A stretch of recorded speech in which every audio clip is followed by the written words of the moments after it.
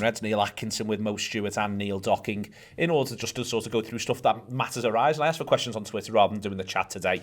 Thought we'd do it that way round and work ourselves right the way through. So I'm not going to sort of stand on ceremony, get stuck right in. Cathal Robinson with the first question, who says this: how many players do you think the club need to sign this summer? He says he's looking forward to pre-season, which is the sort of spirit I'm into, Neil Docking. Need is, I think, an interesting one.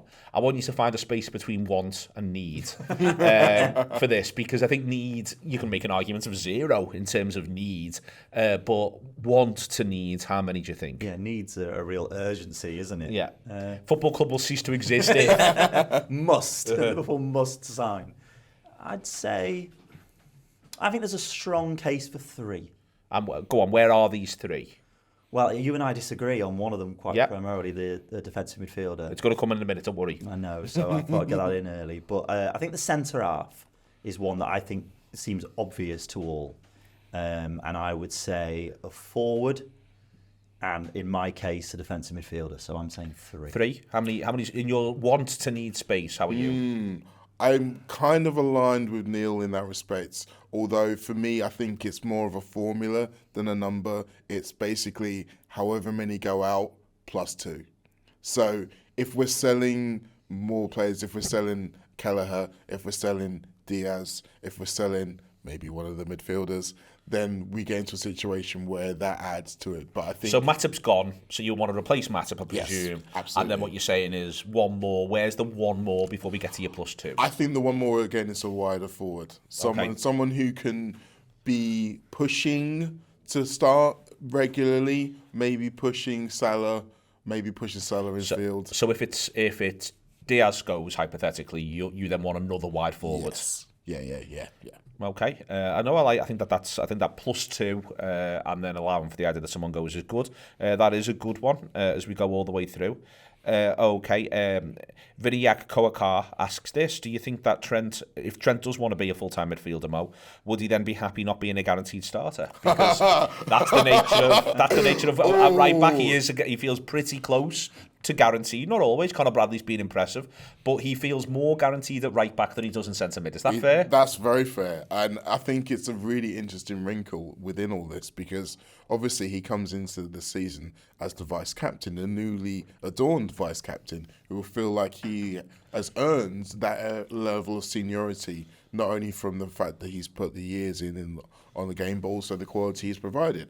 But if you're becoming a midfielder, you do have to start from scratch, because you don't have those minutes logged as a midfielder. So, and also we have to be honest here and say that what we want traditionally from a Liverpool midfielder, he doesn't have all of it.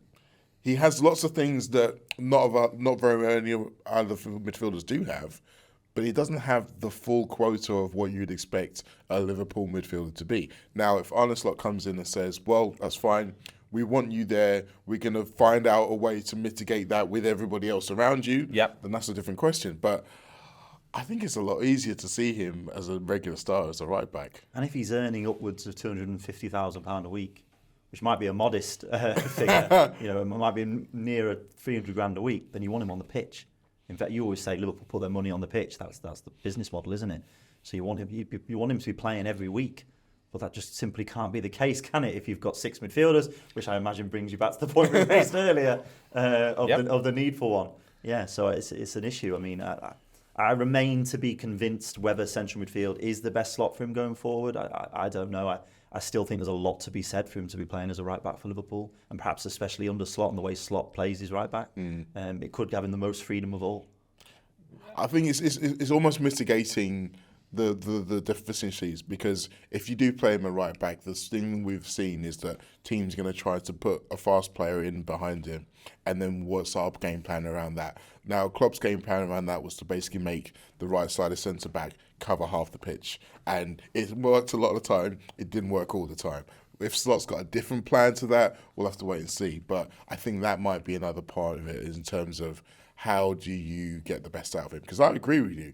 I think having him nominally start out, so when the Sky are putting the team sheet up on the pitch before the game, he's in the right back position, but him spending most of his game in midfield. I think that's probably the best option all round. It's just how you work it around it.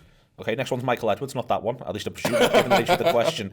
Do you think that, I mean, if it is that one, then fuck it out. Do you think the club are trying to get at least one contract renewal over the line before Slot's first press conference? I don't think that's the case, Neil. I think that we might well hear from Slot relatively soon, albeit in a club environment, not necessarily with a press conference. Michael says here it would be good for him to start to be able to talk about a new contract for Salah, Virgil van Dijk, Trent. I think it is worth saying that maybe one of the reasons why there's been a little bit of a reluctance to whack him in front of a press conference scenario is he will be asking questions that A, he might not have the answer to yet, or B, he might not have had the conversations he needs to have to feel as though he can relax and answer the question without, for instance, saying it in public before he's spoken to a player. I do wonder if that's been part of this dynamic. I also just think that they might have wanted to let him have a holiday. Well, there is that, isn't there? He does deserve a break. He does deserve a break before he starts the biggest job of his life. Yeah. But yeah, the fact that he may not have had the opportunity to speak to these players in person. I remember in the past there was talk of Benitez flying out to meet people during tournaments. I think Owen talked about the fact he didn't feel particularly reassured. Well, you were right about that, Michael. When Benitez took the job. But yeah, maybe Slot needs the chance at least to meet some of these players face to face. The really funny Benitez thing with Owen was that he'd known that Owen and Owen's agents had been talking to Real Madrid because he had the inside track in Spain. So when he goes to meet Owen and Gerrard, he's like delighted to see Steve and thinks he's incredible, and he's like, "Who's your mate?" He's always been the way, and Owen's always felt a bit perturbed, and Benitez is like, "I know what you've been up to." It's a really funny dynamic they had here. I just made a couple of calls to people at Madrid.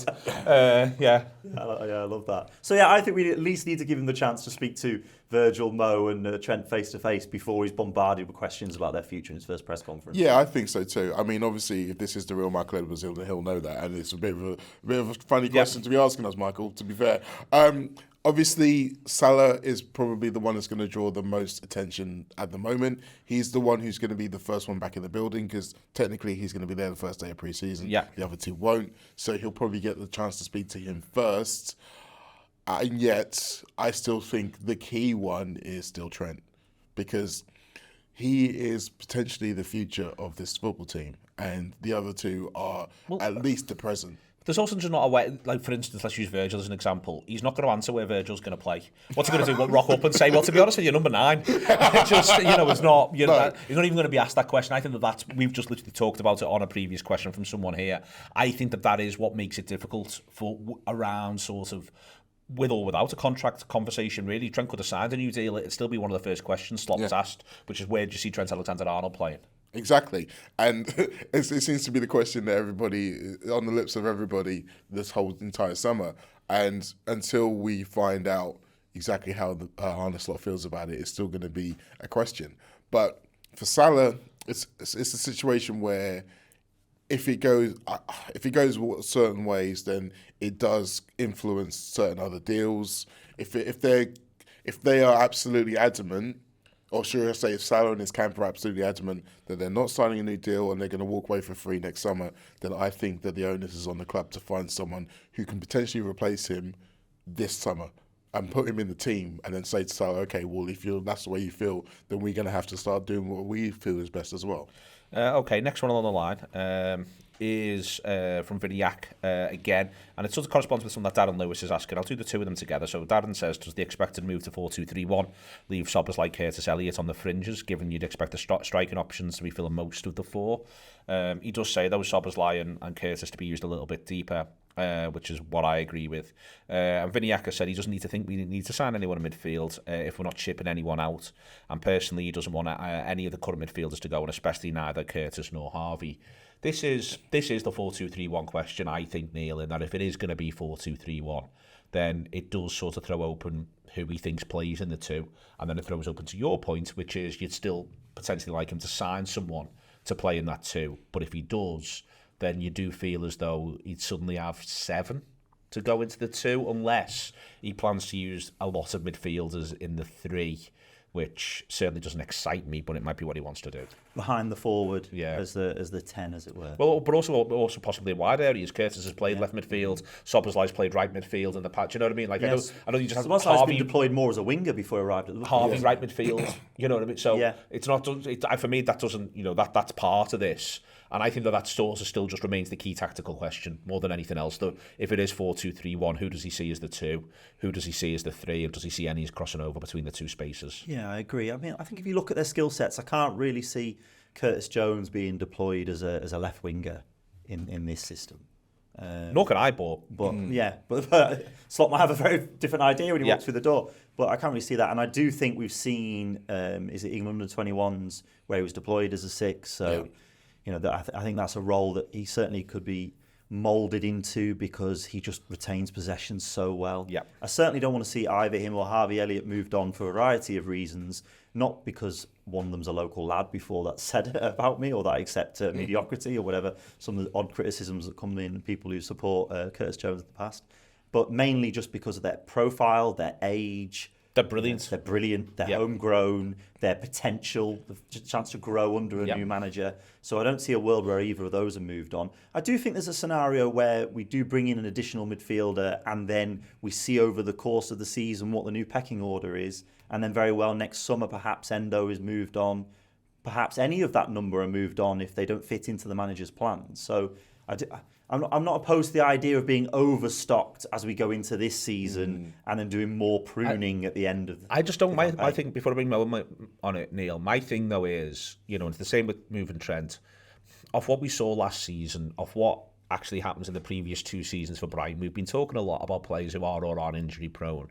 And McAllister gets 1 injury last season, which is a contact injury when he plays against Sheffield United, when that lad should have been sent off. And I don't quite see a world where McAllister isn't getting, let's just say, 28 league starts and 6 of the 8 Champions League group game starts. So that's where I think then, to go back to my, you put the money on the pitch point, if Liverpool do go out and buy someone who's going to play in that area, I would expect that player to expect that similar number of starts, at least in the ballpark of that. And I think that's where this gets begin to run out of games and opportunities. I take the idea of, and we get a new pecking order point, but I think a lot of us are hoping that Bajcetic cramps his shirt and doesn't let it go. I think it is a little tricky, unless you maybe do. I know Josh Williams holds a candle for the idea of Szoboszlai at 10. I don't, but I can understand that people can end up in that position, if you know what I mean. But I wonder about the prospect of McAllister as a 10. Yeah, and I know that again, some people I think are very much against that. Hello. But I saw a player from, was it end of January to beginning of April, who was given more attacking licence when Endo was sitting and giving him more cover. McAllister was a player who showed us he can certainly shoot from distance. He can certainly find the back of the net. He can play some amazing balls. What was the game where he played that beautiful lofted dink ball over the top? For Nunez. West Ham, I think. He has a lot of the assets. I think you can still do that, though, if you're in this double six. Yeah, you may well do. They're not just stand next to the centre halves. So if we've got the ball, they're in that the 30 yards from goal. Vifer and Zorowski, I think his name is, like completed loads of final third passes for Feyenoord. I think for me, it's more the idea you're dictating the play and you're not necessarily being the person who plays either the pass. So you play the pass before the pass rather than the pass or the shot. But if he was to be deployed as a 10, I wouldn't think that's absolutely come out of nowhere, and I can't envisage that. I do think he has the capability to play that role, and I look at Gakpo again for Holland, and I see more of a left winger than I see a central player, and so I'm ruling him out of that to an extent. Diaz I see on a flank, so I'm inclined to agree with you. I think if you think about what Slot generally wants out of his forwards, there is a lot of high pressing, there is a lot of winning the ball high up the pitch, and if you think about, I think Elliott, Szoboszlai and McAllister could all operate within the 3 based on those things. Obviously, pace out wide then becomes an issue with some of them, not with all of them. But I do think it's going to be fascinating. I think Arne Slot probably doesn't even know himself which players would be in which ones yet. He wants to see what they can do, what they can't do, and then make it work out from there. And that probably is where I lie on the not necessarily signing a midfielder this summer, because I agree with you. I do think that Bajcetic is going to be a factor in the way that we were kind of hoping he would be last season, and he ended up not being. So in terms of numbers, I think you can make a world where McAllister maybe does start, but then there are two midfielders starting behind him. In some games, not in all games, in some games. And I think the flexibility within our midfield structure will end up being a bonus. Where I find have caution is for someone like Ryan Gravenberch, because essentially his main assets don't really shine in either that or that. Because when he was asked to play as a two midfielder by Munich, it kind of didn't really suit him as well as when they were playing with three midfielders, and he had a little bit more freedom to go on each side of the pitch. And then again, like I say, in terms of his pace, he's not necessarily someone you'd want in wider areas. So then he becomes a 10, but then there's loads of other players. The other guy who we haven't mentioned who could be in the 10 is Mo Salah. Like, that is an option. Where I end up with Salah and Elliott playing as the 10 in my mind, and that you'd almost have them alternate the role a little bit. Occasionally Salah could do stuff off the right if you wanted to, and so could Elliott, but allow us the idea of a lot of one plays 60, the other plays 30. And that they've got similarities. Obviously, they're still different footballers. Elliott's likely to be able to be intense without the ball. Salah able to score 30 goals a season with the ball, which is nice. But that's where I feel as though that, and then the intensity comes from especially the right winger as well, and the number 9, and that's what he was doing at Feyenoord. And I think if he's copying that, that's where I end up a little bit. I think the ones who miss out, I take the Gravenberch point. I sort of think, I mean, a massive part of this is coaching. We brought the fella in to coach, and it is sort of getting that. And I feel as though Gravenberch could really enjoy himself in a 2, as long as, again, this idea isn't he's a 2 where the job is just to kick people. And I don't think it is anymore in football, full stop, but also then that's there. The other one, I think, and not that a lot of people care that much, but I do, because I think that at times last season he looked like he could be a really exciting Liverpool player, is Clark. I think it becomes difficult to see, actually, if you play a 4-2-3-1 where Clark plays. He looks born, drilled, coached to be in a 4-3-3 Jurgen Klopp, Adam Lallana style player. I don't see him in a wide area. I don't think I see him as a number 10. No. I don't see him as a deep line double pivot.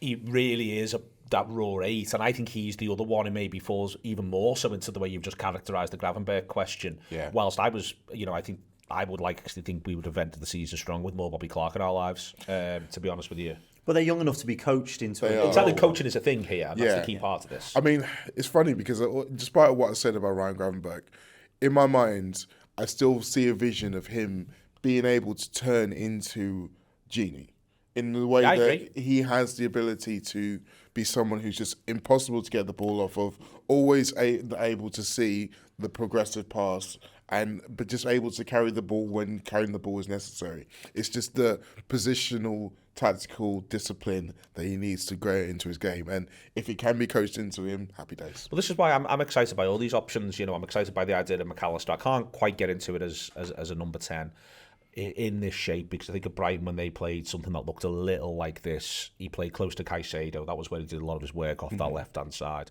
But I could be wrong. But I'm excited by McAllister in this. I think it makes sense. Jones, I'm excited by. Szoboszlai, I'm excited by. Gravenberch, I can be excited by. You sort of go through that list a little bit. By Setic, we've talked about, and there's no denying what Endo's strengths are. And that's why, Neil, as I say, if they added another one, they add another one, and we get right behind them. But all of these players, I can see how, with a new structure, a new idea, a really good pre-season, and I think it's good news, the number of them in this area who may well be back for that pre-season period. I think that's a good thing for Liverpool, and I think it's a thing to be excited about. Yeah, because we need to have that department ticking at the start of the season. For a minute, well, Curtis Jones didn't have that last season, did he? He'd been away with the Euro under-21s, comes back a little bit late, takes a bit of time to get going, and then gets the harsh red card. Yeah. I think there's a thing here where Jones, especially from day one, I think could be really important. Yeah, certainly, because there could be that uncertainty over the attack, because, as we say, people are away at tournaments, and and big questions to be answered about the future of Salah, obviously how that's going to define the team, and we know the questions around Trent. So I think certainly having that established group of midfielders that he can work with from day one, and finding the way that they fit into his system is going to be key, because we are at a bit of a disadvantage this summer. It is such a big overhaul for everybody at the club. You almost wish he could have an extra month. You know, slots of work with some of these players. He must do, because he's going to have to hit the ground running. You know, he's got a late start, to be fair. First game's August the 17th. Like in the past, that's been August the 5th. So he has got a late start, is what I would say. He has got an additional, I almost feel like a chunk of... He's got 2 weeks there that he might not have got, because he pulled them back a week earlier as well. So I think he's got some time. It's 6 weeks of working with them. Yeah. I think there's also the other question of the Olympics, and basically Salah.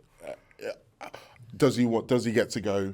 And if he does get to go, obviously that means that we're not going to be able to use him early on, or probably for the first game, maybe the second game as well. Then it becomes, well, okay, I need to find my plan without him. And then if it ends up, we do sign a wide forward as well, then suddenly Salah's like, oh, okay, well, they're already playing without me.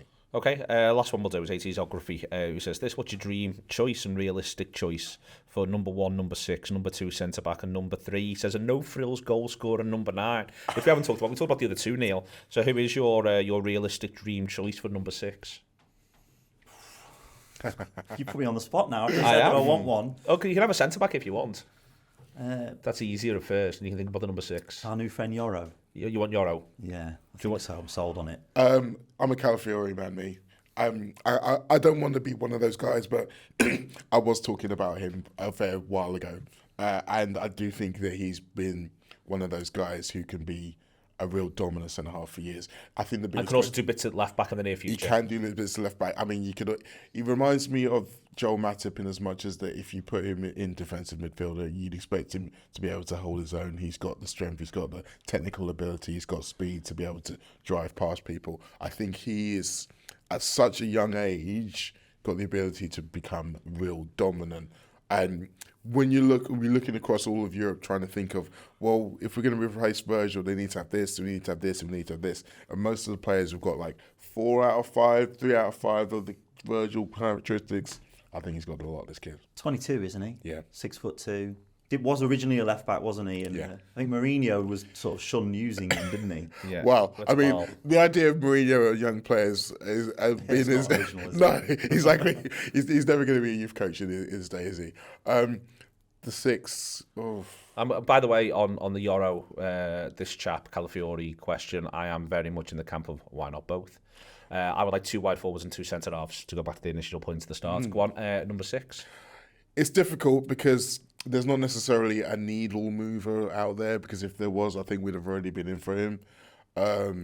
So it becomes a question of, do you find someone who can make the rest of the guys play better? So I think a guy who is not necessarily a stay-at-home 6, who's more of can go out of a firefighter and go out and progress through midfield, kind of like N'Golo Kante does at his best, and be just box to box, but still doing most of the defensive action to allow McAllister, for example, to sit at home and have more space to do his pretty things. I think when you're looking at that, it becomes a lot more of a wider pool. So I think Manuel Ugarte could do that job. I think Yusuf Fofana could do that job. No, I'm not his Michael agent. Edwards, I just want to say I'm not his agent. I promise you I'm not his agent. But I do, as I say, I do think that the pool becomes wider if you're looking at it in that context. But regardless, I think that we're not going to go for one, because I think that Bajcetic is going to get his chance to bloom. Up front, give me Loris Openda. Openda, okay. Who are you going for? Are you 6 then, or up front? I could be convinced on Ugarte. I like the idea of a foraging 6. I don't want someone who's stationary. I don't want the lighthouse, the old Fabinho type, if that's what we're talking about. I definitely want someone who's mobile and aggressive and can cover a lot of ground. That's what I want to see. In terms of a forward, I mean, Anthony Gordon is the forward I want. He's not a number 9 though. He says a I know he's not a no-nonsense, number 9, but I mean, we all want Anthony Gordon. He's one of the two. It was one of the two we'll take in attack. Yeah, Tony Gordon all day. He's played as a 9 though, hasn't he? He has played as a 9, but he's not no frills. No. He's not a no frills goal scorer number 9. Have But you got one of them you want? You might not do. I think it's fine not to. I sort of think we've got one. Yeah, I have to say I don't think it's something we need in the squad, because for me that is Nunes, and then Jota. I love seeing Jota. I've never known a footballer with fewer frills at the level he's at. Absolutely, but more effective. There we are. Excellent stuff. Thank you very much to Neil. Thank you very much to Mo. It's been our recorded Talking Reds this week. No frills, handy for the hills. That's the way you spell New Mills.